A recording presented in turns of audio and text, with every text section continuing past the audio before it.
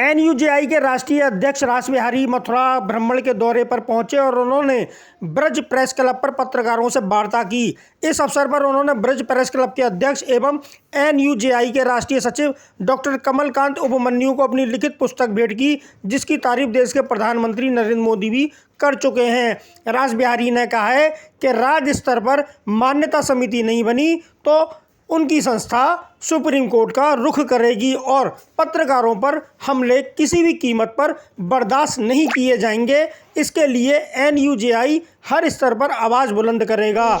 उन्होंने क्या कहा, आप खुद सुनिए। अध्यक्ष जी, क्या एनयूजेआई का क्या अभी वो हुआ है?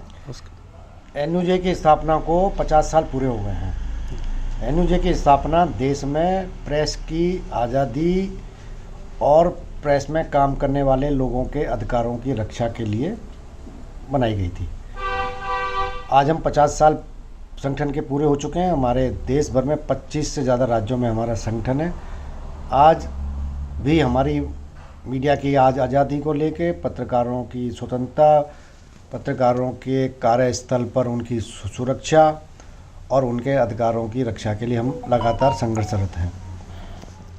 आपको किस समिति का में लिया गया है अभी केंद्र सरकार में? अभी मुझे भारत सरकार की जो प्रेस इंफॉर्मेशन ब्यूरो है, पत्र सूचना कार्यालय, जो दिल्ली में काम करने वाले पत्रकारों को मान्यता देती है, अब उसका नाम अब सेंट्रल मीडिया एक्रेडिटेशन कमेटी कर दिया गया। पहले इसको सीपीसी, पहले सेंट्रल प्रेस एक्रेडिटेशन कमेटी बोलते थे।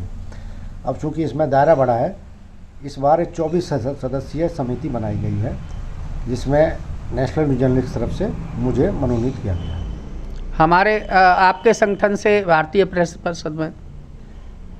प्रेस परिषद में हमारे संगठन के 2 सदस्य मनोनीत किए गए हैं।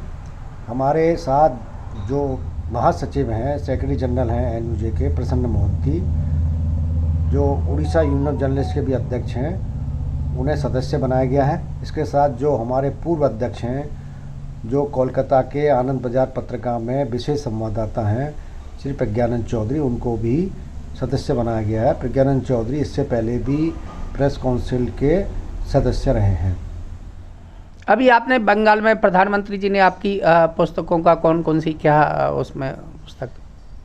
बंगाल पर मैंने 3 पुस्तकें लिखी हैं। जो बंगाल में रक्त रंजित राजनीति है, 50 साल का एक इतिहास है, इसमें 3 पुस्तकें हैं। पहली पुस्तक है रक्तांचल, बंगाल की रक्तचरित राजनीति, जिसमें 2011 से लेके और 2018 तक की घटनाएं इसमें दी हैं।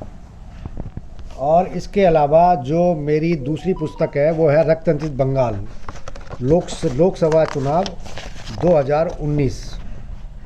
उसमें 2019 की लोकसभा चुनाव और पूरे साल भर में जो आपराधिक घटनाएं हुई हैं राजनीति में, उसके बारे में बड़ा विस्तृत से उल्लेख किया गया है।